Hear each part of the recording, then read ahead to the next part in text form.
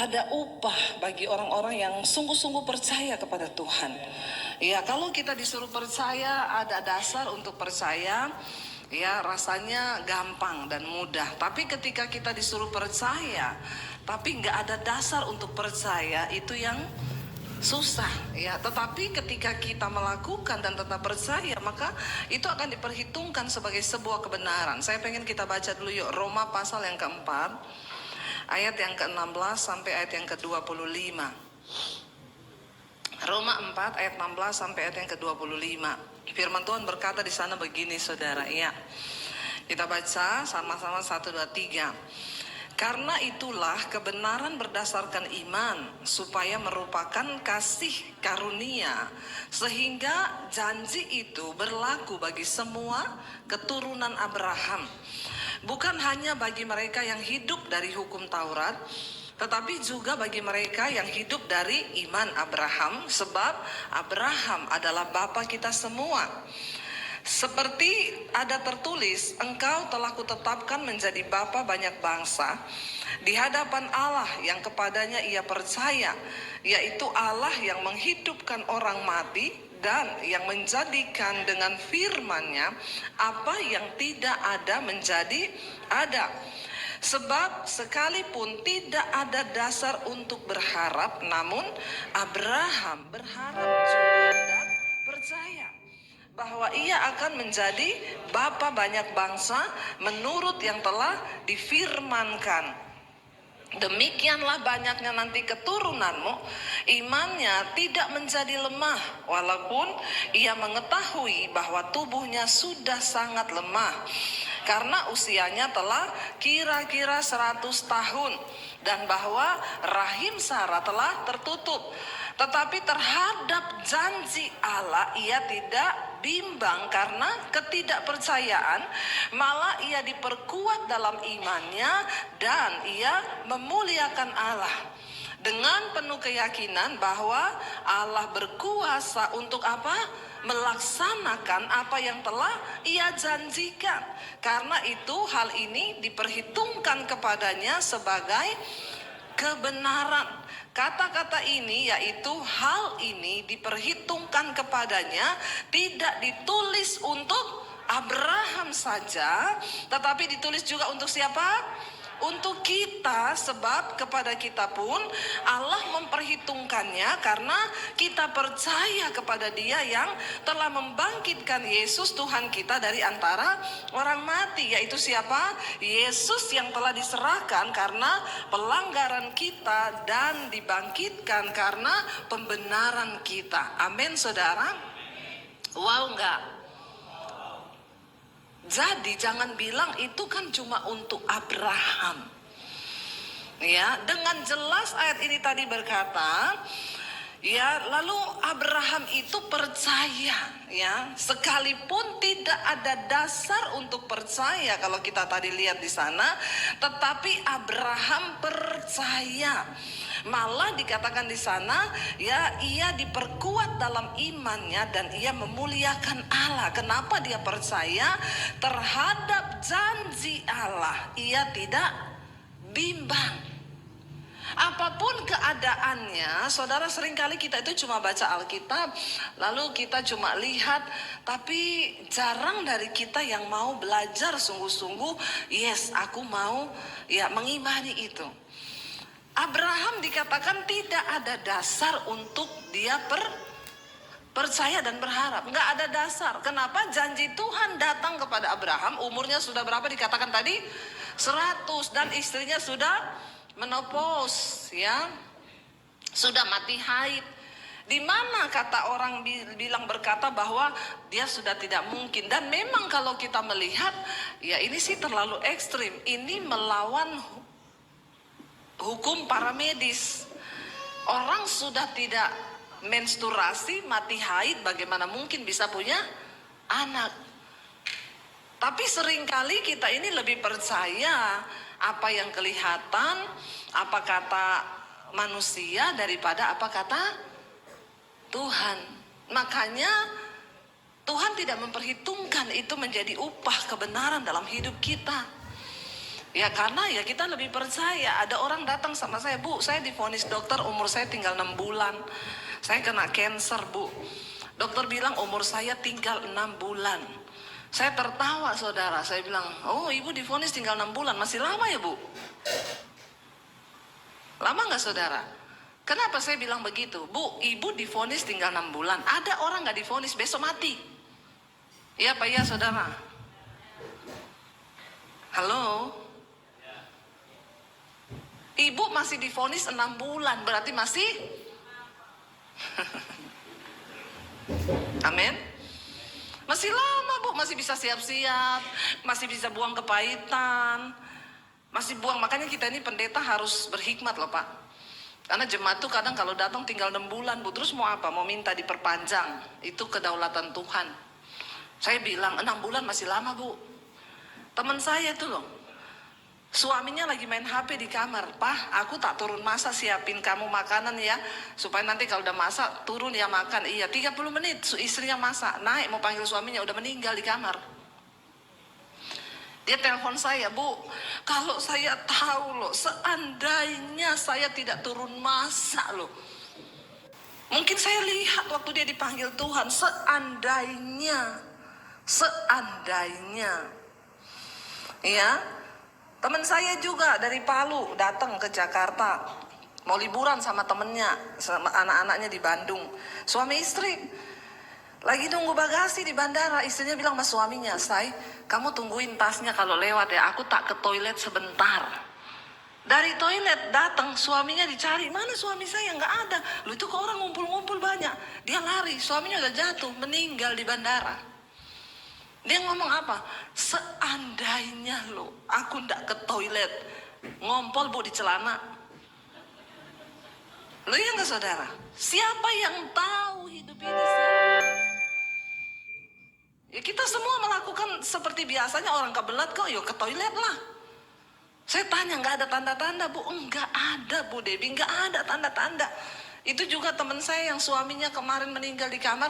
Bu, masa nggak ada tanda-tanda? Enggak, Bu, saya tuh kemarin, ini dia baru suruh cepet ya paspornya diurus ya, udah kadaluarsa, kita nanti ke Yerusalem. Ternyata ke Yerusalem baru, bukan Yerusalem lama. Terus semua orang berkata seandainya, Bu, seandainya. Ya, yang lebih celaka lagi, saudara, bahaya loh kalau suami mati pin ATM-nya nggak ngerti. Amin, ibu-ibu. Makanya suami istri harus pin ATM-nya saling tahu. Amin. Ya, nanti meninggal, ya itu pernah kejadian, Bu. Saya nggak ngerti pin ATM suami saya, nih mau beli peti, mau beli apa, repot loh. Nanti panggil pengacara, panggil polisi, itu harus di depan bank, pejabat bank baru bisa buka. Kalau enggak, ya ayo kita mulai bertobat hari ini, suami istri saling tahu pin ATM, bilang amin. Coba yang rela ngomong aminnya. Yang nggak ada isinya pasti aminnya kenceng. Karena ke ATM-nya nggak ada isinya. Kalau ada isinya nggak rela. Tapi jemaat di sini tidak, semuanya rela, amin. Saya sama suami saya saling tahu pin ATM. Ya, suami saya bawa ATM-nya, saya pegang mobile bankingnya. Dia mau apa coba? Biar dia gesek, saya lihat ini pengeluaran buat apa. Ya, jadi saudara hati-hati, karena hidup ini kita nggak ada yang tahu, nggak ada yang tahu. Ya, makanya kita harus sungguh-sungguh berpegang percaya kepada Tuhan. Hiduplah seolah-olah kamu akan mati besok. Kira-kira kalau saya tanya saudara, kalau saudara mau mati besok, saudara mau ngapain hari ini? Persiapannya apa? Beli peti. Ya. Kalau di Jakarta orang booking tanah di San Diego Hills. Ya, 1 lubang ada 1 M lebih, tergantung lokasi. Kalau yang ada taman-tamannya bisa 2 M, 3 M. Teman saya bilang, saya sudah punya lubang di sana 5 loh, Bu. Untuk 1 keluarga. Saya bilang, kapan masuknya, Bu? Kalau sudah siap lubang berarti kan siap masuk loh. Dia bilang, ih jangan ngomong begitu, Bu. Lo orang tuh kalau sudah siap lubang berarti siap masuk. Engkau sudah beriman, segera mah. Kalau belum siap nggak usah beli lubang. Mending uang itu dipakai buat bangun gereja di desa.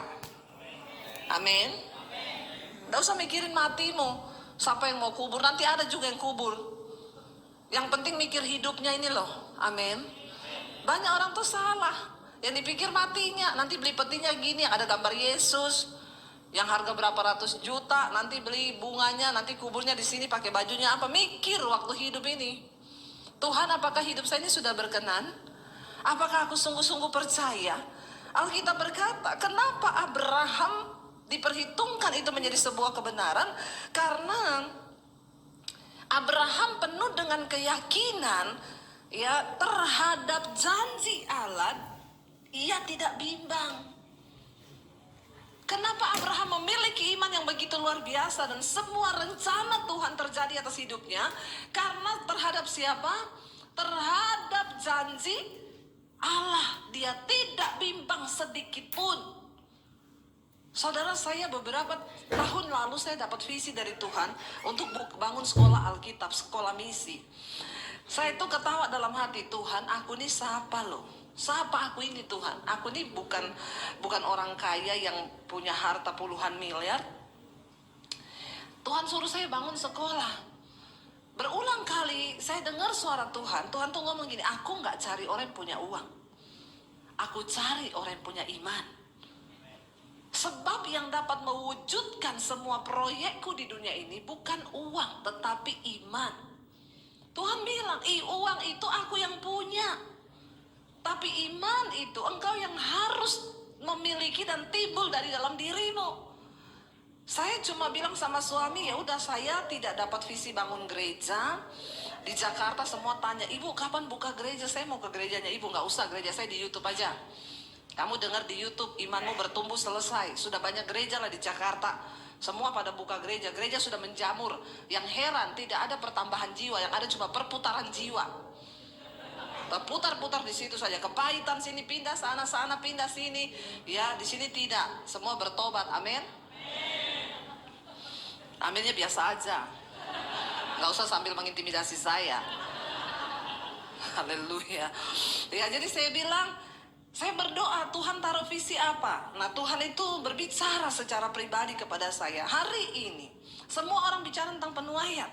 Tapi yang menjadi warning dari Tuhan Yesus, di garis bawah Yesus bilang, penuaian memang banyak, tapi pekerjanya sedikit. Ya, pekerja cuma sedikit. Yang di gereja aja, itu belum tentu 100% pekerja. Ya, ada semua yang datang melayani itu hanya demi kepentingan. Di sini tidak sih. Di sana. Ya, ada semua yang cuma demi kepentingan. Yang benar-benar bekerja, punya hati Tuhan, rindu untuk menyelamatkan jiwa, itu bisa dihitung dengan jari. Makanya Yesus berkata, tuaian banyak, pekerja sedikit. Nah, saya ini mendapat visi dari Tuhan, persiapkan pekerja. Persiapkan para penuai. Ladang banyak, kalau yang menuai sedikit nggak bisa. Jadi saya tanya, apa Tuhan? Bangun sekolah misi ya yang hanya 6 bulan, jangan yang dapat STH. Nanti kalau orang cari gelar lagi, ya kita bikin yang hanya dapat gelar STH. Bedanya saudara, 6 bulan itu dia lulus cari jiwa. Kalau yang STH begini lulus cari jadwal. Ya, cari jadwal. Jadwal saya dong, saya sekarang STH. Ya, roto-roto naik lagi jadi MTH, makin tinggi hati, wes. Jadi saya berdoa, Tuhan tuh bilang bikin sekolah misi ya. Saya tanya di mana Tuhan? Waktu itu saya pikir ya udah daerah dingin, pokoknya dapatnya itu di daerah dingin. Makanya saya kalau pelayanan ke Surabaya, saya lewat Solo dengan suami, sekalinya naik mobil kita ke Karanganyar, cari-cari tempat di sana. Ya, saya sudah siapin uang sekian untuk kita cari tanah. Cari nggak ketemu, minta teman beberapa orang, ya minta data-data, ada yang harganya murah, izinnya di situ susah untuk sekolah Alkitab, ada yang harganya mahal, izin gampang. Ya wes lah, akhirnya saya cuma bilang, Tuhan, terserah Tuhan. Aku beriman, aku percaya kalau ini visi dari Tuhan, itu akan terjadi. Tapi saya nggak tahu di mana dan saya tidak tahu bagaimana. Pokoknya aku nangkep dan aku cuma percaya. Kalau Tuhan yang berfirman, maka itu Saudara, jangan saudara pikir ya yang di Alkitab ini cuma ditulis hari itu bahwa Tuhan bicara kepada Abraham. Tuhan masih bicara kepada kita sampai hari ini. Amin. Dia masih Tuhan yang hidup, seperti dia bicara kepada Paulus, dia bicara kepada Abraham, dia bicara kepada orang-orang zaman dahulu. Tuhan kita tuh masih sama. Tapi kita mau percaya nggak? Kita mau buka hati nggak? Ya, kalau zaman ini mungkin masih ada, bisa ditulis Alkitab ya, mungkin ada Debbie 1, Debbie 2, Debbie 3 gitu ya. Itu saya sampai ketawa sendiri. Mungkin karena perjalanan kita mengiring Tuhan, mengalami tuntunannya, itu kalau dibukukan saudara, dan kita dapat firman dari Tuhan yang secara pribadi dia berbicara, bukan cuma di Alkitab ditulis hanya sebagai contoh dan teladan bahwa itu pernah terjadi, dan itu juga masih bisa terjadi sampai hari ini. Makanya tadi dikatakan hal itu terjadi bukan hanya buat Abraham, tapi buat kita yang sampai hari ini hidup dan percaya kepada Yesus Kristus Tuhan. Lalu saya berdoa, terserah Tuhan, tapi aku percaya kalau Tuhan yang berkata, Tuhan yang berfirman, pasti terjadi. Tiba-tiba ada jemaat Mesbah Doa dari Semarang, saudara. Bu, saya tuh punya tanah di Bandungan 4.500 meter. Saya dengar ibu mau bikin sekolah misi Alkitab. Iya, kalau ibu mau lihat tanah saya, coba ibu lihat, kalau cocok, ayo bu, apa yang saya bisa lakukan. Saya pergi lihat, cocok saudara. Itu di depan ada rumah retreat, ya di depan lagi ada panti jompo Katolik, dan izinnya di situ mudah, ya samping kiri kanannya gunung. Saya bilang, Tuhan, saya mau Tuhan. Ya saya mau, dan saya ingin benar-benar apa yang sudah Tuhan katakan itu terjadi. Lalu saya lihat, bagus banget. Ya udah, bapaknya bilang, ayo kita ke notaris ya bu, kita tanda tangan supaya enak semuanya. Saya bilang, Tuhan, oke, berarti uang saya yang buat beli tanah itu ada untuk bangun. Lalu Tuhan pertemukan, datang orang yang jadi pemborongnya ndak dibayar, jemaat Mesbah Doa suami istri. Dia malah ngomong, bu, saya ikut nombok kalau kurang. Puji Tuhan, haleluya nggak? 12 kali saudara. Lalu yang gambar juga nggak mau dibayar. Dia dengan sukarela gambar, tuh gambar kan mahal saudara. Nih udah selesai gambarnya. Lalu kita mulai bergerak. Oke, nanti peletakan batu pertamanya Januari yang lalu ya. Ibu datang ya, oke. Pemborongnya bilang, bu datang nanti bawa uang awalnya 400 juta aja dulu. Nanti kita bisa belanja. Oke. Saya bilang sama suami, saya ada uang 100 juta di tangan ya, nanti sisanya kita ambil aja di rekening ya. Saya tuh berapa hari mau berangkat ke Bandungan, ada orang telepon, Bu Dewi saya mau ke studio ibu, boleh nggak? Iya, saya mau ketemu ibu, silakan aja, saya ada waktu jam sekian-sekian. Dia datang ke studio, dia bilang, bu ini ada persembahan, sudah lama saya mau kasih ibu tapi baru sempat nih, ada uang 50 juta buat pelayanan ibu. Dia kasih saudara, berarti sudah 150, kurang 250. Saya bilang suami, nanti kalau udah mau berangkat ya kita ambillah 250 di bank. Tiba-tiba saudara ya, kita besoknya mau ke Semarang, itu mau ke Bandungan, ada orang ketemu saya saudara di toilet waktu kita lagi ibadah di Mesbah Doa onsite di Jakarta. Salaman, Bu Debbie, ya ampun ibu ketemu ya bu. Iya, saya ini dari Kanada bu, saya tuh mau kasih persembahan loh buat ibu punya pelayanan. Nanti bisa nggak kita ketemu langsung? Oh iya, saya mau ke Semarang besok. Ya udah kita ketemu ya. Ketemu saudara di satu kafe di Jakarta. Dia kasih saya kresek saudara. Nih bu, ada persembahan. Sudah lama saya disuruh Tuhan ngasih, tapi baru sempat saya kasih. Dia tinggal di Kanada, warga negara Kanada. Akhirnya kita pulang ke rumah, saya hitung 250 juta. Saudara, itu kan kok pas loh. Kok bisa Tuhan itu, saya tuh nangis loh saudara. Tuhan tuh ngomong, ya kalau aku yang berfirman, kamu pakai imanmu aja. Aku cuma butuh iman itu sebagai dasar. Karena Tuhan sanggup mencipta dari yang tidak ada menjadi ada. Lalu saya cuma melihat tiba-tiba dari pabrik kasur telepon, bu nanti butuh berapa kasur ya, aku sumbang ya kasurnya bu, semua berapa ibu butuh. Tiba-tiba distributor Panasonic, bu semua yang berbau lampu listrik Panasonic dari saya ya bu. Saya tuh cuma terheran-heran, Ya kemarin ada orang dari Amerika, Bu saya mau ketemu ibu ya. Ini Tuhan suruh kita nanti ketemu. Dia seorang hamba Tuhan saudara yang dipakai Tuhan luar biasa di Amerika. Dia bisa menjadi ya penasehat di gereja Presbyterian di Amerika tuh, bule semua jemaatnya. Dia orang Indonesia, masih muda, perempuan. Dia tuh kalau ngomong saudara, di rapat-rapat itu dia menjadi gembala di gereja, bule saudara. Dan itu ya rapat itu semua majelis bule apa-apa dia tuh yang ngomong. Dipercaya, dia bilang, ibu ya Tuhan itu sudah berikan visi ini kepada beberapa hamba Tuhan di Jakarta, di Indonesia, tapi mereka nggak tanggap. Jadi Tuhan taruh visi itu sekarang di ibu. Dan dari sekolah itu nanti Bu, bukan hanya memberkati Indonesia, tetapi bangsa-bangsa. Saya bilang amin. Saya akan pertemukan ibu dengan beberapa orang Bu, ya untuk bicarakan nanti program ke depan dan mereka akan bantu ibu. Saya cuma melihat waktu kita ngomong percaya, tidak bimbang karena firman Tuhan, maka Tuhan itu susun kayak puzzle saudara. Itu bisa ketemu sampai menjadi satu gambar.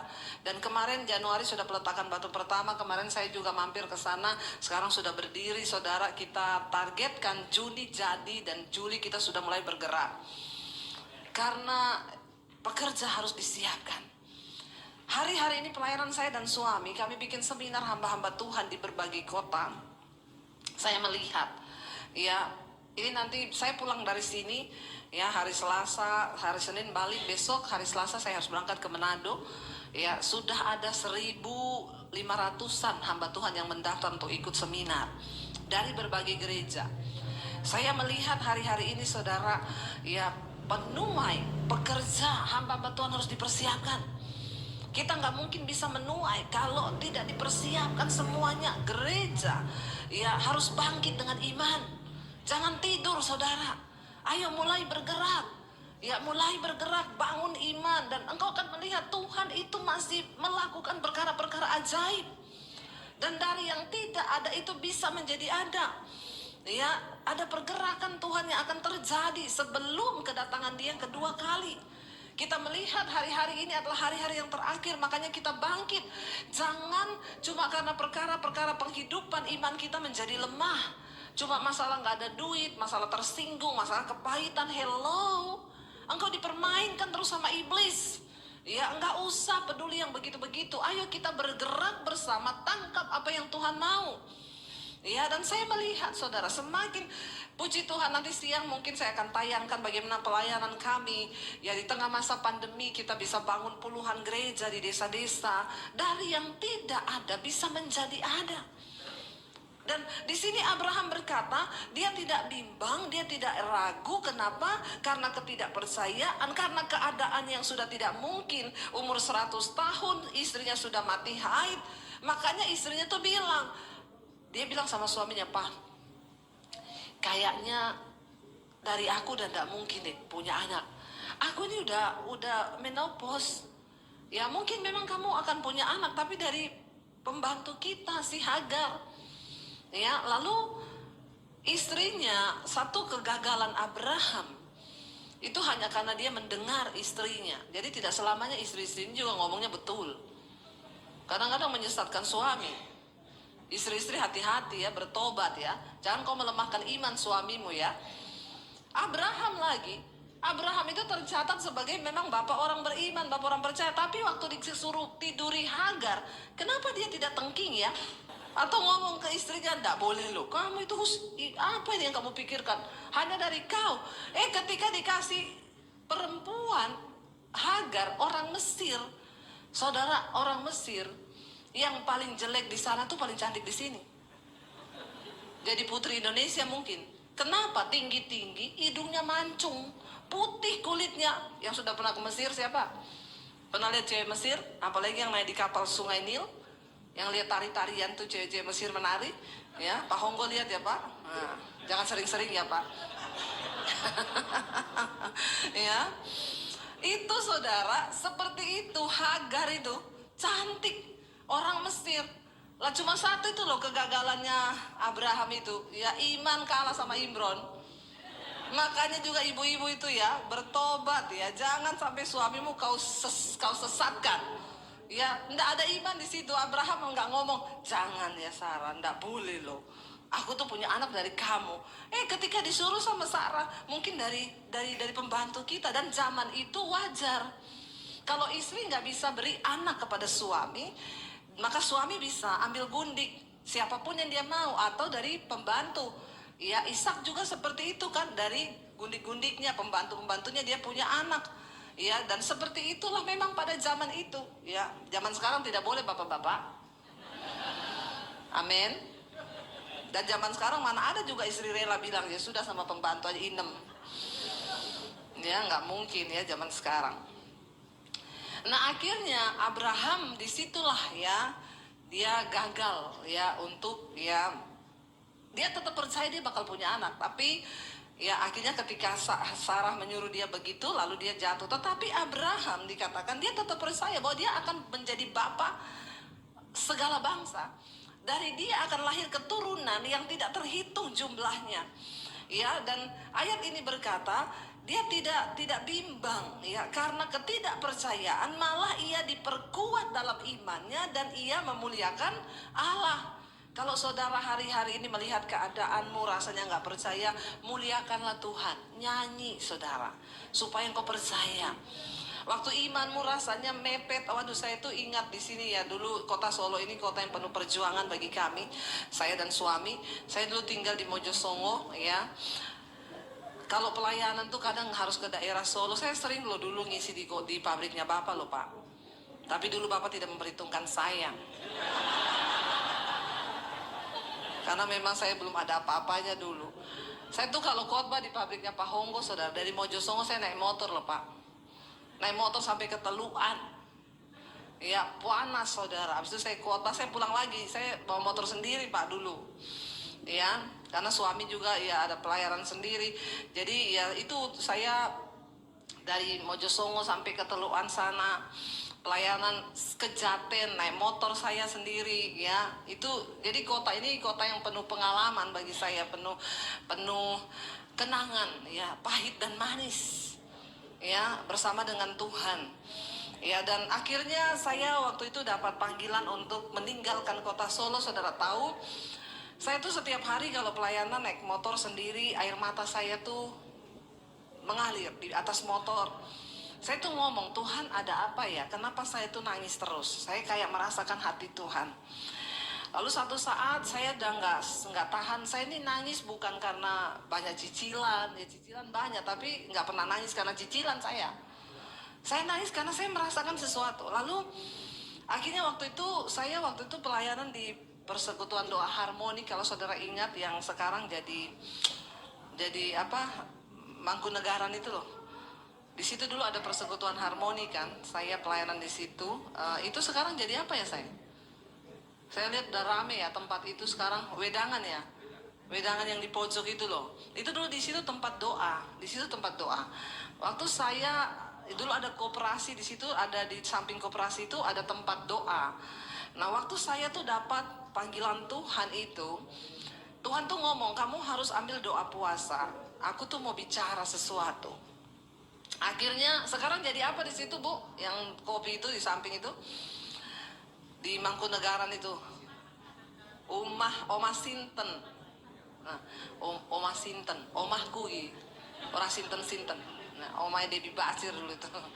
Saudara, tempat itu berkesan. Kenapa? Karena di situ dulu Tuhan pernah berbicara kepada saya.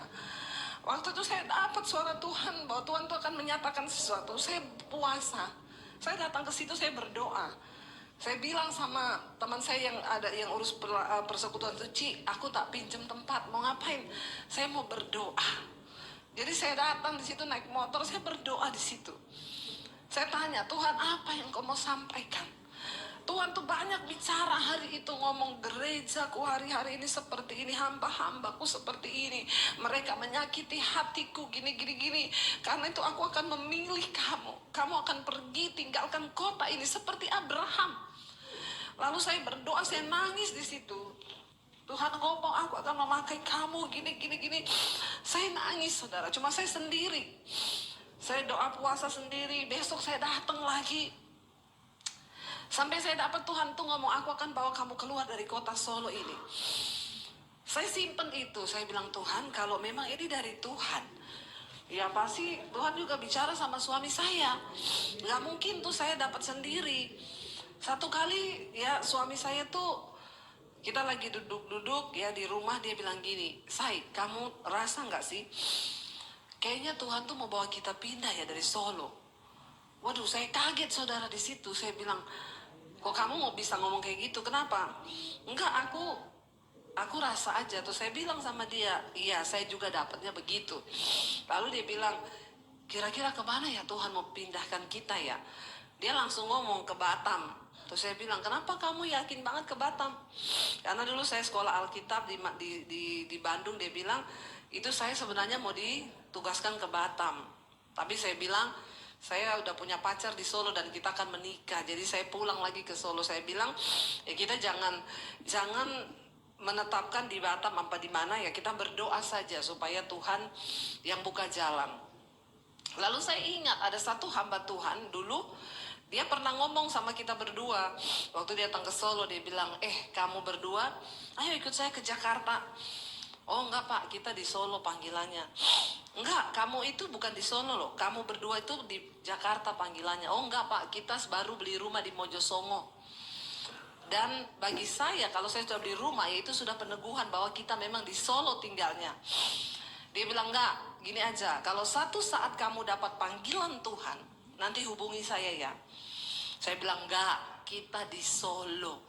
Saya sudah nyaman di Solo saudara, walaupun naik motor kemana-mana. Ya tapi kan di Solo ini uang 5.000 masih bisa makan satu rumah kan. Beli soto ya. Dulu itu kerjaan saya 10.000 ke warung soto, dapat tempe, dapat apa, sudah kita makan satu rumah itu udah bisa gitu ya. Lalu saya bilang, "Enggak." Waktu saya dapat panggilan itu, saya bilang sama suami, "Dulu kan ada pendeta tuh nawari kita ke Jakarta. Coba ya, tanya lagi." Saya buka, saya cari di HP saya, udah nggak ada nomornya. Padahal saya simpan. Karena ternyata itu tersimpan di memori handphone. Saya kan sudah ganti handphone. Orang penting itu ganti handphone, bukan ganti nomor. Orang bermasalah tuh ganti nomor. Ya, karena dikejar-kejar utang. Nggak bayar, makanya ganti terus tuh nomor. Bertobat. Ya, jadi ganti handphone, jangan ganti. Ya, itu nomor saya ini dari saya zaman belum menikah nih. Waktu pertama handphone keluar. Ini masih sampai sekarang, ini saya pakai nih 081567 itu masih sampai sekarang. Akhirnya saya bilang, ke bawah di HP lama kali." "Oh iya udah nggak ada." Terus suami saya bilang, "Nanti aku minta di gereja Solo Baru. Itu sering undang pendeta, itu adalah nomor teleponnya di sana." Saya bilang sama suami saya, "Nggak usah, Say. Kita jadikan ini tanda. Kalau Tuhan yang panggil kita, Tuhan yang kirim nomor HP-nya ke kita." Iya nggak saudara? Tapi susah nggak? Secara manusia? Tapi bagi Tuhan nggak ada yang. Akhirnya kita bertahan 1 minggu lewat, 2 minggu, sebulan nggak ada nomor itu. Ya wes berarti bukan. Kita uji. Tiba-tiba temannya suami saya datang. Dan kamu tuh punya ini nggak, lagu-lagu di komputermu? Kalau ada tak minta ya lagu-lagu liriknya untuk buat saya pakai di gereja multimedia. "Oh iya, ya udah mampir aja ke rumah." Dia mampir ninggalin flash disk. "Ini ya flash disk saya, tolong copyin." "Oh iya siap." Lama nggak dibuka-buka suami saya saudara, baru hari keberapa itu dibuka. Waktu dia cop di komputer, dia buka datanya, nomor 1 datanya di situ nama hamba Tuhan dan nomor telepon. Buat saudara tepuk tangan, buat saya karena saya udah nggak bisa mikir mau bawa anak pindah. Kalau memang Tuhan suruh pindah, di rekening saya tuh nggak ada uang 1M 2M ya, yang ada tuh ember. Ya, mau bawa anak pindah tuh kan butuh biaya. Anak saya 1 udah TK, yang 2 SD. Ya Tuhan, kalau mau pindah gimana? Dan suami saya buka, dia klik itu file data nomor telepon hamba Tuhan, nama yang di atas sekali itu pendeta sama nomor HP-nya. Suami saya kayak orang lihat setan. Dia teriak-teriak, "Non, sini lu, Non." Dia panggil saya Non, artinya nonong nih. Orang nonong tuh pinter saudara. Ya, bukan non gitu, bukan nonong. Dia bilang, Say sini yo." Saya datang, "Ngapa toko iki?" "Hilo, astaga, nomor pendeta nih loh, Tuhan kirim loh. Waduh, saya jadi takut malah. Ih, Tuhan tenan ini. Tuhan kita ini cuma bercanda loh Tuhan. Akhirnya saya coba WA dia. Saya waktu itu SMS ya. Pak, saya itu dapat panggilan ke Jakarta. Masih berlaku nggak tawaran itu? Kami dipanggil keluar sama Tuhan dari Solo. Nggak dibalas, tidak pernah digubris. Saya bilang berarti dia juga sudah ganti nomor. Nggak penting ini orang. Satu kali saya lagi pelayanan, suami saya telepon. Itu Pak Pendeta datang di gereja. Ini lagi ada di gereja. Kamu kesini ketemu yuk. Saya datang. Saya tanya langsung, Pak, kita boleh ketemu? Oh iya, saya juga mau ketemu kalian. Begitu ketemu, dia bilang, saya tanya, Bapak terima WA saya selama ini? Terima. Terus kenapa Bapak nggak balas? Saya berdoa kalau memang Tuhan yang panggil kamu, nanti kita ketemu tanpa janjian. Dan sekarang terjadi, kita ketemu nggak janjian. Makin takut lagi saya. Waduh, berarti beneran ini. Akhirnya dia bilang, ya udah kapan siap berangkat ke Jakarta? Lihat dulu tanah Kanaan, negeri yang penuh susu dan madu. Kalian kapan berangkat dulu jadi pengintai? Yang dulu dikirim 12 orang pengintai Israel, kita berdua. Tapi untung kita jadi Yosua dan Kaleb. Kita berangkat ke Jakarta. Lihat pelayanannya, saya mulai ketemu dengan jemaatnya di sana. Jemaat ya pendoa, istrinya pendoa, suaminya ya narkoba, anaknya narkoba. Saya tuh lihat di Jakarta, waduh ini ngeri sih, ini ngeri, bukan negeri yang penuh susu dan madu, penuh racun. Waduh ngeri ya di Jakarta. Lalu 1 minggu sudah dia bilang, kalian pulang sekarang ke Solo, berdoa. Jadi Tuhan benar-benar mau bawa ke Jakarta atau tidak, kalian bergumul. Kita pulang, saya bilang sama suami, secara spirit, yes saya di Jakarta, banyak sekali jiwa yang harus dilayani. Tapi suami saya bilang, tapi dia enggak ngomong gaji loh. Nah ini, laki-laki itu kan selalu pakai. Karena suami saya benar, dia bilang, kita ada cicilan rumah di Mojosongo. Kalau pindah, terus nggak ada penghasilan, lah rumah tuh mau dicicil pakai apa? Terus saya bilang sama suami, kalau Tuhan yang suruh melangkah aja. Dia bilang, ya gue enak ngomong gitu. Aku ini mikir anak istri. Lah di sana ndak dapat apa-apa, kita tinggalin sini, rumah di sini nggak bisa kebayar. Lah terus ndak ada tempat, lah terus gimana? Saya bilang nggak usah ribet, ikut Tuhan aja, percaya janji Tuhan. Dia bilang, imanmu nyampe, imanku ndak nyampe. Ya memang benar, secara logika memang laki-laki tuh mikir kan. Ya saya sih ngomong, ya udah saya nurut kamu aja, mau pindah apa kagak. Lalu dia itu waktu itu ya singkat cerita dia masih mempertahankan lah. Ya dia bilang, saya tuh dapat PK loh di Solo ini. Ya saya tuh bisa buat bayar. Tiba-tiba saudara itu PK dihilangkan. Tapi itu rencana Tuhan. Dia dipanggil waktu itu sama orang gereja. Dan maaf ya, ini semua PK dihilangkan termasuk kamu. Dia bilang, waduh iya ya Pak, sekalian pamit ya Pak, saya mau pindah Jakarta. Karena sudah dihilangkan langsung pamit. Apa yang dia pegang itu Tuhan hilangkan loh. Saya pamit ya Pak kalau gitu. Lu kok mendadak sekali pindahnya? Sudah kita gumuli dan ini menjadi tanda bagi saya. Besoknya ditelepon, dan semua dihilangkan kecuali kamu. Saya bilang, kalau ini sudah tawaran setan loh. Nek kamu mau meneh itu bahaya loh, urusannya sama Tuhan. Terus oh ya ndak. Akhirnya kita melangkah saudara ke Jakarta. Banyak orang punya mimpi ke Jakarta, dahsyat luar biasa, pasti sukses. Kalau engkau nggak beriman dan percaya pada Tuhan, pulang. Banyak orang merantau pulang dengan tangan hampa dan kosong. Kita di sana setahun nggak ada pelayanan, sama sekali nggak ada pelayanan. Saya tuh sampai mau stres saudara. Kita tiap hari pelayanan di sini. Anak-anak saya masih tinggal di rumah di Mojosongo, belum bisa bawa. Jadi ibu mertua saya waktu itu ya bantu mengurusi kita, setiap 2 minggu sekali pulang. Tadinya masih punya uang, pulang naik pesawat berdua lihat anak. Lama-lama nggak ada uang, naik kereta. Lama-lama nggak ada uang, naik bus. Saya pernah nggak punya uang, cuma 100.000, 200.000 waktu itu. Suami saya bilang, kalau mau pulang kita punya motor. Mau nggak kamu pulang Jakarta Solo naik motor? Seneng lihat orang menderita, seneng. Saya bilang sama suami, ya udah demi ketemu anak kita pulang. Naik motor Jakarta Solo 18 jam. Dari Cirebon sampai Solo hujan deras, kita nggak bisa berhenti. Adanya sawah-sawah, mau berhenti malah kesambar petir. Ya udah jalan aja. Mau makan pun nggak ada duit, mau makan berhenti di mana? Nggak ada, saudara. Ya udahlah kita terus aja. Sepanjang jalan tuh saya nangis, udah air hujan kena air mata, menyatu jadi satu. Tapi itu yang menggetarkan sorga. Saya bilang, Tuhan, aku tetap percaya loh Tuhan. Aku tetap percaya. Wes karepmu.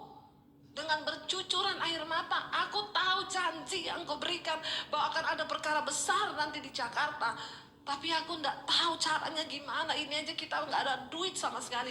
Ternyata kita memang diajak pelayanan di sana, tapi nggak dikasih persembahan setiap bulan. Jadi ya hidupnya ya tergantung imanmu. Dan puji Tuhan memang kita nih selama ini sampai hari ini kami tuh benar-benar, saya baru sadari saudara, sampai ketika awal pandemi saya tuh baru menyadari kita ini nggak ada slip gaji dan memang nggak pernah dapat gaji karena kita nggak pernah jadi full time atau pegawai yang digaji tetap tiap bulan. Jadi benar-benar saya baru sadari, kita ini hidup dengan iman loh, benar-benar hanya dengan iman. Saya bilang kok ke Wanen ya, baru sadar saya. Makanya di Jakarta mau ambil rumah, mau beli mobil, kredit selalu jadi masalah dan tidak pernah disetujui bank. Kan ditanya, slip gajinya mana bu? Nggak ada pak. Lah terus ibu ini hidup dari mana? Gaji saya dari sorga. Lah slipnya dengan iman mas. Masnya bilang, maaf ya bu, bank belum bisa terima slip dengan iman. Kebetulan bos saya tidak beriman. Jadi kita tuh nggak bisa kredit, nggak bisa nyicil karena memang nggak ada slip gaji. Ya puji Tuhan sih sekarang semua beli cash ya. Tepuk tangan buat Tuhan Yesus.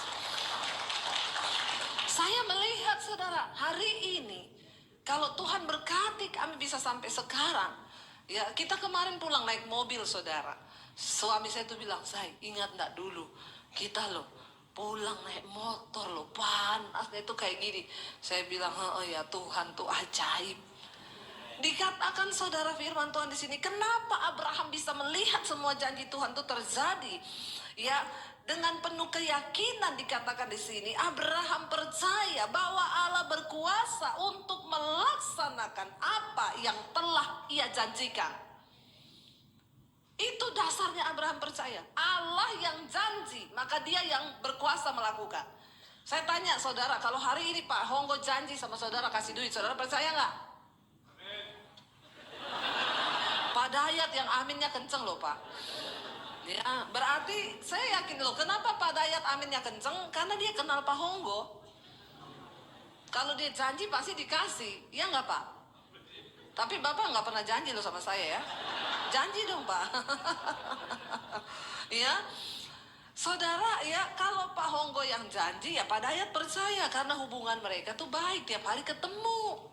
Jadi Pak Dayat tuh yakin banget bahwa Pak Honggo kalau berjanji pasti ditepati karena ada hubungan yang dekat sehingga dia percaya.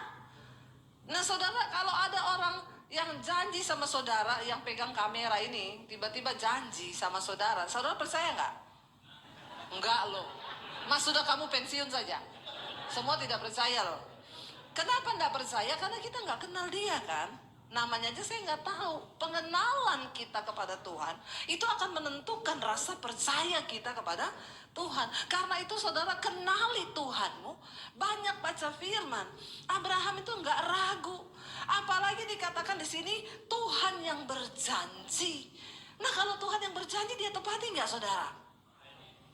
Nah tapi kenapa sering kita nggak melihat janji Tuhan? Karena kita yang tidak percaya. Abraham nggak ragu, dikatakan dia mempermuliakan Tuhan sebab dia yakin bahwa Allah berkuasa untuk melaksanakan apa yang telah ia janjikan. Karena itu hal ini diperhitungkan kepadanya sebagai kebenaran. Loh saudara ya, karena itu hal ini diperhitungkan sebagai kebenaran kepada Abraham. Coba ditayangkan ayatnya saudara. Ya, kata-kata ini, ya. Nah, ini saudara, kata-kata ini yaitu hal ini diperhitungkan kepadanya tadi itu tidak ditulis untuk Abraham saja. Bilang kanan kirimu, tidak cuma untuk Abraham loh, tapi buat kamu juga loh. Ngomong saudara, ngomong dengan penuh keyakinan, dengan iman, maka itu terjadi. Bilang ya, hei, itu bukan cuma buat Abraham, tapi buat kita juga, buat kamu, buat anakmu, buat cucumu, buat keturunanmu, buat suamimu, buat setiap kita yang mau percaya. Ya, hari ini apakah terjadi apa yang Tuhan buatkan kepada saya? Yes. Ya, tapi itu tidak langsung. Diuji dulu iman kita. Kita berapa tahun saya di Jakarta? 13 tahun di Jakarta. Saya baru mengalami Tuhan itu menggenapi sebelum pandemi itu loh. Awal pandemi. Di awal pandemi itu channel YouTube saya ya 50.000 subscribe-nya. Dan kita melihat bagaimana Tuhan menggenapi waktu pandemi itu, channel saya bertambah satu hari 1.000 subscribe. Nggak wow ya? Biasa aja ya buat saudara ya. Ketahuan nggak punya channel YouTube ya. Jadi nggak tahu betapa susah mencari subscribe, satu biji aja susah. Ya, punya saya sehari tambah 1.000, hari ini 630.000 subscribe. Tepuk tangan buat Tuhan Yesus. Saya imani tahun ini 1 juta dan Tuhan memberkati kami luar biasa. Ya, dan ketika saya diberkati, apakah untuk kami nikmati sendiri? Enggak, Tuhan suruh bangun tuh gereja-gereja di desa, bantu pendeta-pendeta di desa. Setiap bulan kami support pendeta di desa-desa. Buat mereka uang 2,5 juta, itu berarti buat sekolahin anak, buat kuliahin anak. Ya, mereka yang perpuluhannya cuma cabai, bawang, tomat. Ya, siapa yang menyangka saudara?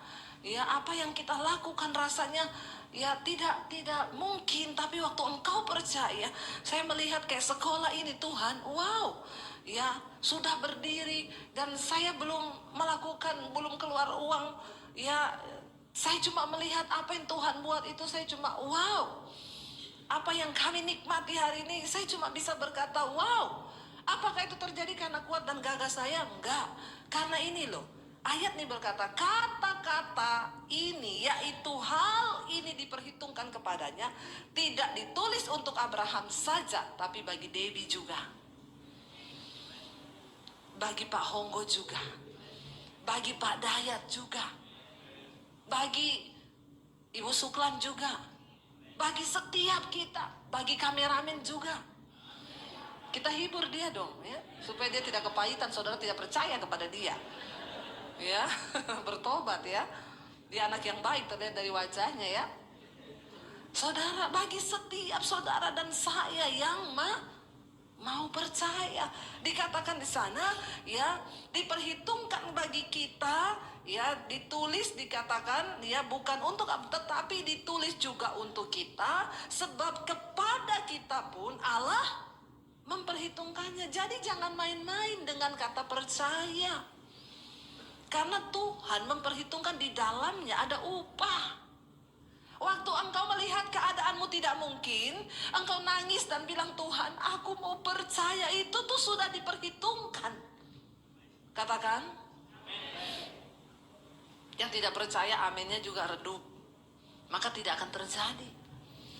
Ya, tapi ketika engkau sungguh percaya dan bilang yes, waktu keadaanmu rasanya tidak mungkin dan engkau bilang, Tuhan, rasanya sulit buat aku percaya, bagaimana usahaku diberkati, bagaimana iniku diberkati, itu rasanya kan tidak mungkin. Saya itu baru dengar kesaksian teman saya, saudara, beberapa waktu yang lalu. Di pandemi dia itu nggak punya harapan, tinggal pegang uang 300.000.